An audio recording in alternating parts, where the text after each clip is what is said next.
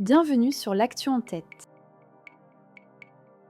Bonjour à toutes, bonjour à tous, bienvenue dans l'actu en tête, cette actu que nous avons en tête et cette actualité qui parfois nous entête ou nous prend la tête.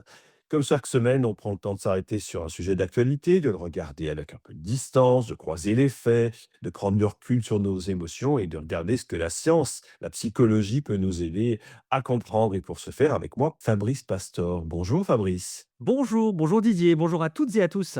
Tu es neuropsychologue, formateur, conférencier, auteur. Tu travailles depuis de nombreuses années auprès des enfants et de leurs familles.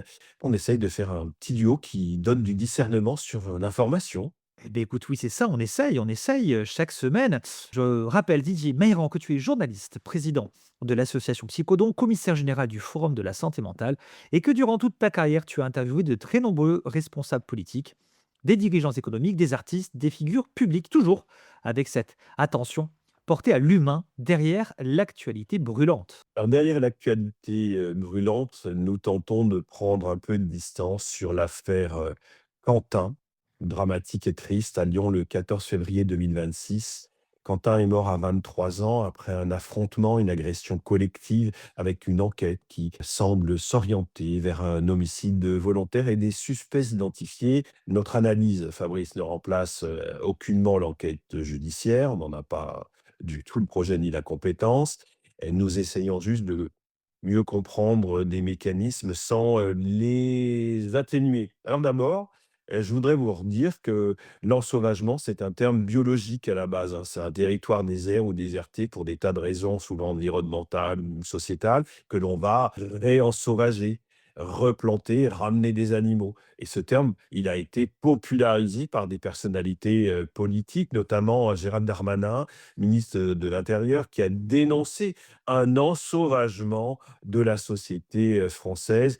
Nous lui laissons ce glissement sémantique de la sphère biologique à la sphère politique. Peut-être que tu vas nous aider, Fabrice, à mieux comprendre l'ensauvagement, le concept, l'étiquette. Qu'est-ce que ça veut dire en fait l'ensauvagement? L'ensauvagement, ça vient parler d'une augmentation de la violence, de l'insécurité et du sentiment de désordre qu'on a, donc notamment, et c'est ce qui nous intéresse sur la société française. C'est une expression qui est surtout employée, tu l'as dit, hein, dans les débats publics sur la criminalité, sur, l'autorité de l'État, mais également sur les politiques de sécurité. Alors je pense, toutefois que son usage est exagéré, et puis surtout, bon, on voit, tu l'as dit, hein, qu'il simplifie beaucoup de phénomènes sociaux. Lorsqu'on parle d'ensauvagement, il y a vraisemblablement des niveaux biologiques, économiques, un niveau social. Sur le plan économique, de nombreux travaux en criminologie, en économie du crime ont lieu. On voit des contextes de forte précarité, d'inégalité marquée, d'exclusion qui augmentent la probabilité des comportements violents. On ne peut pas juste faire un raccourci en disant que la pauvreté transforme une personne en un agresseur, mais certaines conditions économiques semblent fragiliser des institutions locales et renforcent parfois des économies parallèles où la violence sert de régulation. Alors pour l'angle biologique, nous rejoignons ton champ de compétences, Fabrice. Alors oui, sur l'angle biologique, sur l'angle cérébral, on a, dans notre cerveau des systèmes qui permettent de gérer, tout ce qui va être lié à l'agression et à l'agressivité. Ça nous a d'ailleurs permis, hein, dans notre évolution, de défendre un territoire et de protéger son groupe, d'agir lorsqu'il y a une menace. Ça, c'est totalement adaptatif. Mais attention, il est faux de penser que ces systèmes transforment une personne en une sorte d'animal incontrôlable.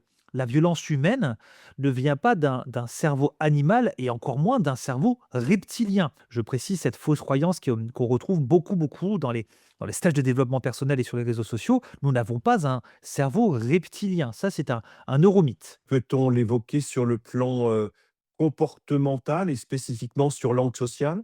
Ah oui, alors sur l'angle social, les sociétés organisent des règles, des normes, des valeurs, des institutions qui limitent la violence. Quand ces cadres perdent de leur autorité pour une partie de la population, eh bien, certains groupes peuvent développer leurs propres règles. Et c'est alors là qu'on peut avoir des logiques de clan, des logiques claniques, où la loyauté au groupe passe avant la règle générale. L'ensauvagement serait une combinaison de tensions économiques qui fragilisent certains territoires, des capacités biologiques de réaction agressive présentes chez les humains et des facteurs sociaux où les normes collectives basculent vers des logiques de confrontation. Toutefois, les causes de l'ensauvagement sont débattues. Certains estiment que cela est dû à une perte de valeur, à une dégradation de la cohésion sociale, quand d'autres y voient un symptôme de problèmes plus profonds tels que la pauvreté, l'exclusion, le racisme. Peut-être, Didier, est-ce que tu peux nous en dire un peu plus sur les éléments statistiques? D'après le service statistique ministériel de la sécurité intérieure, les faits de coups et blessures volontaires enregistrés par la police et la gendarmerie ont fortement augmenté depuis une quinzaine d'années. Nous sommes passés de 222 000 faits enregistrés en 2008 à plus de 380 000 en 2023. Cette hausse s'explique aussi par l'augmentation des dépôts de plainte et une meilleure prise en compte des violences. Dans le même temps, certaines formes de criminalité ont suivi une évolution différente. Les homicides restent relativement stables sur une longue période, avec un peu plus de 900 homicides recensés en 2023 en France. Coups et blessures, 47% d'augmentation depuis 2012, 384 000 victimes recensées en 2023. Le chiffre à retenir, c'est 1 million d'agressions par an. C'est celui-ci qui est le plus parlant. Les violences intrafamiliales, pour terminer, aussi sont en hausse, plus 30% depuis 2017. Il faut savoir, Fabrice, que la France a le taux d'homicide le plus élevé de l'Union européenne. Et ça développe un sentiment d'insécurité. Et puis on peut aussi rajouter que les tentatives d'homicide, depuis 15 ans, elles ont augmenté d'un facteur 4. Ça, c'est aussi important de le rappeler. Alors, le sentiment d'insécurité, c'est la perception subjective d'un danger dans son environnement. Alors, ce sentiment se construit aussi, évidemment, à partir de son expérience personnelle, des histoires qu'on entend et aussi des images qu'on voit un peu partout. Et un autre point intéressant, c'est que le sentiment d'insécurité ne va pas toujours suivre la même courbe que les faits qu'on peut constater. En tout cas, les enquêtes de l'INSEE sur le vécu, le ressenti des citoyens parlent de près d'un Français sur deux qui déclare aujourd'hui se sentir parfois en insécurité dans son quartier, dans son environnement. La question reste entière. Est-ce qu'on parle d'une explosion réelle de la violence ou est-ce que c'est la perception qui change dans une société plus sensible au désordre? Ben, les 2, parce que certaines violences augmentent réellement, notamment, tu l'as dit, les agressions physiques enregistrées, mais dans le même temps, notre perception change aussi. Et je l'ai dit, les images, grâce notamment aux médias et aux réseaux sociaux, circulent beaucoup plus vite. Les faits sont médiatisés aujourd'hui en continu et notre cerveau surestime toujours les événements rares mais marquants. Et on ne cesse toujours de vous redire de prendre de la distance avec les chaînes d'information en boucle et les comparer et les relier à d'autres sources d'information comme la presse écrite. Donc plus on voit une scène, en tout cas, plus on croit qu'elle est fréquente, plus on croit qu'elle est là, qu'elle est sienne. Oui, en fait, une violence filmée et diffusée partout donne l'impression qu'elle est devenue normale. Alors que d'ailleurs, paradoxalement, une violence domestique, elle peut, elle, rester totalement invisible. Donc on peut se demander si, pour reprendre cette expression qui désormais existe, si un pays comme la France sent sauvage, qu'est-ce que tu réponds? Si quelqu'un me dit la France sans sauvage, je vais lui poser des questions. Je vais lui dire d'abord, tu parles de quel fait précisément? Tu parles de quelle durée? Tu fais quelle comparaison internationale? Et est-ce que tu distingues les différentes formes de violence? Et puis aussi, on peut se demander quels biais de perception ont été pris en compte. Et moi qui suis parfois taquin, je me demande si ceux qui ont créé cette sémantique, hein, les politiques qui ont créé cette expression, la France sans sauvage, n'ont pas des visées électorales en s'appuyant sur des peurs et des perceptions et en se positionnant comme celui qui a le charisme de régler ses peurs et cette insécurité. On crée une expression, l'ensauvagement, et en face, on met une personne qui représente la solution. Sauf que c'est peut-être pas si simple.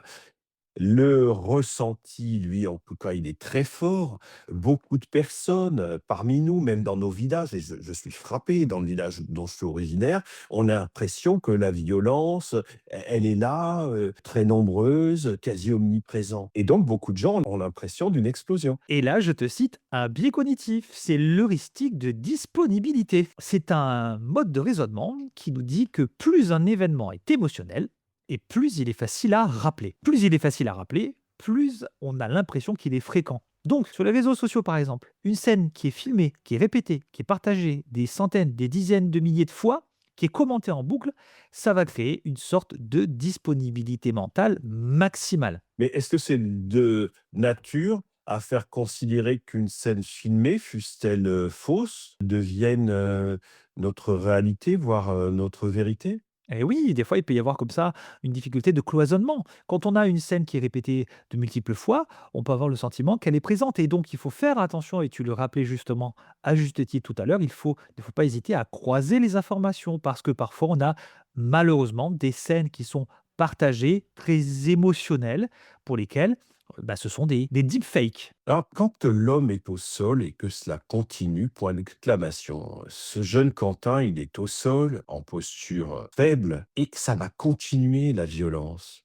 Sur cette actualité, on voit Quentin qu'il y a quelqu'un qui arrive et qui lui porte le coup supplémentaire, le coup fatal.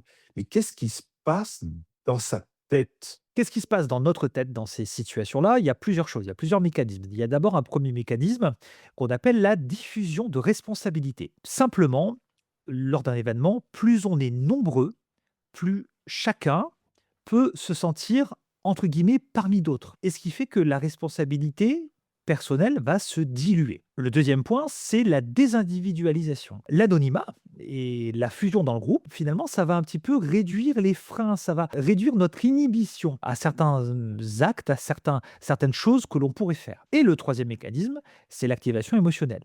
Quand on est hyper activé, des émotions comme la colère, l'excitation, la peur et justement le contrôle inhibiteur vont en quelque sorte se dérégler. Et donc on agit plus vite, avec moins de recul sur la conséquence. Mais bon, une petite nuance quand même, c'est que évidemment, et heureusement, dans toutes les scènes collectives, il y en a certains qui ne frappent pas, hein. Il y en a certains dans cette situation face au jeune Quentin qui se sont éloignés. Autrement dit, le contexte influence évidemment le comportement, mais c'est pas pour ça qu'on n'a pas au final un vrai choix individuel. Comment est-ce qu'on peut, distinguer, pour ce qui est de la personne et sur le plan, psychologique, un dérapage, individuel, d'une dynamique collective? C'est quand la victime ne représente plus une menace. La poursuite des coups malgré la chute, l'arrivée d'un dernier entrant qui surenchérit, tout ça, voilà, les signes d'approbation et aussi les bravos. Des bravos qui peuvent qualifier la personne de leader, de caïd, de meneur politique et peut-être même de meneur chaotique révolutionnaire. Et c'est, avant d'aller plus loin, l'occasion dans cette actualité, dramatique de clarifier des termes comme Antifa, Black Bloc, Jeune Garde. Les Antifas, c'est pas une organisation unique avec une carte de membre, hein, c'est un ensemble de collectifs antifascistes très différents. Dans le débat public, on mélange souvent le courant politique antifasciste au sens large et des groupuscules violents, plus minoritaires, mais très visibles. Le Black Bloc, lui, c'est un groupe instable. C'est une tactique de manifestation, d'anonymisation, de tenue noire, de déplacement en bloc, parfois, l'affrontement en dégradation pour rendre l'identification difficile. La Jeune Garde, c'est un collectif antifasciste né à Lyon, créé par Raphaël Arnaud, qui a été dissous par décret en juin 2024 par Gérald Darmanin, le même qui a créé la sémantique politique de l'ensauvagement de la France. Alors on parle souvent d'oliganisme politique, deux camps, deux blocs, des codes. Si je te dis que ce sont des logiques claniques, Fabrice, comme psychologue, est-ce que je simplifie à l'excès? On peut éventuellement parler de clan, mais il faut faire attention pour éviter la généralisation abusive. Psychologiquement, un clan, c'est une configuration où l'identité personnelle se fond dans l'identité collective. Donc, si on attaque mon groupe, c'est comme si on m'attaquait moi. La frontière entre nous et eux devient plus dure, plus rigide, et la loyauté peut passer avant la règle. Alors attention, parce que le basculement se passe surtout quand le groupe devient plus important que la règle générale et commune. Comment est-ce qu'on peut différencier, Fabrice, sur le plan de la personne, parce que ça s'inscrit dans des mécanismes psychologiques, l'engagement militant intense et la logique clanique? Alors dans l'engagement militant, on accepte quand même qu'il y a un espace commun, même si on peut le contester. Alors que dans la logique clanique, la règle commune ne vaut plus si elle contrarie le groupe, si elle contrarie le clan. Et dans cette logique, on voit souvent une simplification extrême du monde.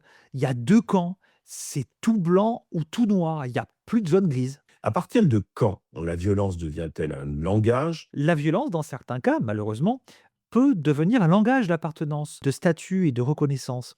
Et puis, dire, «Je suis des vôtres, je défends le groupe» ou encore: «Je recule pas, je suis un homme». Je suis un homme, je suis viril, je suis un caïd, j'appartiens à la communauté, je suis dans la méritocratie et donc je suis le chef. OK, je comprends Fabrice. Et d'ailleurs, un autre point, c'est que certains groupes, justement, deviennent très attractifs quand ils offrent une identité et une valeur à des personnes qui, elles, se sentent invisibles, humiliées, voire des fois marginalisées. Nous sommes dans une société où la violence, elle est interdite. Elle est même punie par la loi, mais on laisse des gens, chercher, identité et reconnaissance dans des collectifs, on a vu dans des clans qui valorisent la brutalité et après, enfin, la surprise, l'étonnement ou, l'indignation quand cela frappe dans nos rues et particulièrement à Lyon, puisque c'est l'actualité, mais c'est pas la première fois. Le chaos, c'est pas très loin de ces notions quand, la politique, perd au sens, engagement collectif, être tournée vers l'intérêt général, qui gagne, qui perd. Le chaos, peut-être, faut-il le définir, ce n'est pas, seulement du désordre, c'est le moment où la peur circule plus vite que les faits, où chacun cherche un responsable, où certains acteurs politiques trouvent un terrain favorable pour imposer leur lecture du monde. Fabrice, quand les règles communes explosent et que ces groupes fonctionnent avec leurs propres règles planiques, qu'est-ce que ça veut dire psychologiquement? Est-ce qu'on a la tentation d'une forme de toute-puissance collective? Alors oui, mais on va nuancer parce que la toute-puissance en psychologie, c'est la croyance qu'on peut agir sans limite et sans conséquence. Dans certains groupes très fermés, cette sensation peut apparaître parce que le groupe protège et le groupe valide. Donc, la personne peut avoir l'impression que son acte est tout à fait légitime parce que justement, il est soutenu. Mais attention parce que la toute-puissance est souvent le masque d'autre chose. Très souvent, elle vient compenser un sentiment d'impuissance, par exemple, un sentiment d'injustice ou même une humiliation. Donc la violence peut aussi donner une illusion de contrôle. Par contre, je te contredis sur un point, c'est que si on réduit ces violences à un problème psychologique, personnel ou groupal, bah, là on rate la dimension politique. Voilà, on y arrive parce que, la phrase qu'on entend partout dans ces moments-là, c'est: «Ah, il faut diviser pour mieux régner», puisqu'ensuite, c'est moi la solution, c'est moi qui vais être, l'élu. Donc Fabrice, est-ce que ces épisodes de chaos peuvent être, instrumentalisés par des mentors, ou des figures politiques et surtout, qui a intérêt à ce que cela dure? D'un point de vue sociétal, toute société transforme les événements violents en histoire et aussi en arguments politiques. C'est d'ailleurs inévitable parce que la peur crée une demande d'ordre et cette demande peut être utilisée. Mais il faut aussi se méfier d'une vision qui pourrait être trop simpliste parce que l'idée qu'il existerait toujours une sorte de personne qui organise le chaos, quelqu'un qui organise le chaos, c'est très souvent, on le voit, une reconstruction après coup. Beaucoup de violences naissent et existent sans qu'il y ait une stratégie centrale, sans qu'il y ait une sorte de grand cerveau qui contrôlerait tout. La plupart, arrivent simplement par des dynamiques tout à fait locales et par des rivalités et donc des escalades. Alors cependant, on peut s'interroger sur les profils qui commettent des violences, en France et ça permet, quelques formes de discernement. D'abord, la violence, elle est, majoritairement masculine. Les hommes, représentent 85 des cas de violence et spécifiquement dans les violences, conjugales. Les auteurs de violences sont en général des jeunes, 61 entre 25 et 44 ans. La plupart des auteurs de violences sont de nationalité française. 84 des auteurs de violences sont des Français. Les violences, conjugales représentent, 67 des cas, verbales et psychologiques 28 et les violences sexuelles 5.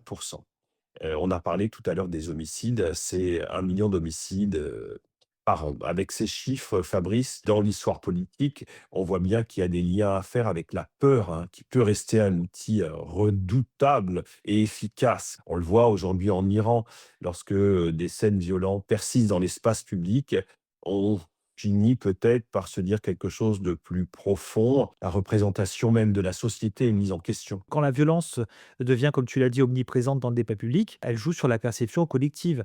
On finit par regarder la société comme une sorte de vaste champ d'affrontement permanent. Et être dans une posture d'affrontement permanent, justement, c'est aussi considérer l'autre comme étant un ennemi et ne pas être en capacité d'être en lien ou en relation avec l'autre. L'autre n'est finalement plus un interlocuteur, en quelque sorte. Et tout ça, c'est remplacé par la brutalité. Qui peut devenir légitime alors qu'elle ne l'est pas, parce que la violence est condamnable par la loi. Les violences physiques peuvent entraîner des peines de 3 à 5 ans de prison, des amendes de 45 000 à 75 000 euros. Les violences psychologiques, pareillement, elles sont condamnables de 3 à 5 ans de prison, de 75 000 euros dans certains cas. Quant aux agressions sexuelles, on le rappelle, 7 à 20 ans de prison et 100 000 euros d'amende. Les viols peuvent entraîner également 20 ans de prison, comme la réclusion criminelle à perpétuité par ailleurs. Ce que je voudrais vous dire, c'est que le mot d'ensauvagement nous parle aussi de nous, hein. Le mot ensauvagement, ça frappe fort, hein, mais en fait, il simplifie beaucoup. Certaines violences augmentent, d'autres restent stables. Ce sont nos perceptions qui sont modulées, amplifiées par des images, des histoires, des récits. Et quand la violence apparaît, eh bien, elle ne sort, hélas, jamais de nulle part. Elle se construit dans des contextes économiques, sociaux, identitaires. Les groupes, les émotions, les loyautés peuvent tout à fait transformer une personne ordinaire en agent ou en acteur de quelque chose de plus collectif. Et ce qui est fait politiquement, médiatiquement, de ces violences peut changer, la donne, peut changer la manière dont une société se voit elle-même et peut aussi changer la manière avec vous, comment vous allez, voter ces violences, comment, sont-elles exploitées, utilisées alors que nous sommes, certainement un hasard du calendrier, en pleine municipale et alors que la campagne présidentielle va commencer. C'est avec ces réflexions que nous vous quittons, hein. Cette violence, cette brutalité est alignée au calendrier politique. Vaste question, mon cher Fabrice. Absolument, vaste question. Et bien, une nouvelle fois, je te remercie beaucoup pour cet épisode. Nous vous retrouvons la semaine prochaine pour une nouvelle thématique. Et rendez-vous la semaine prochaine pour un nouveau numéro de l'Actu en tête. Au revoir.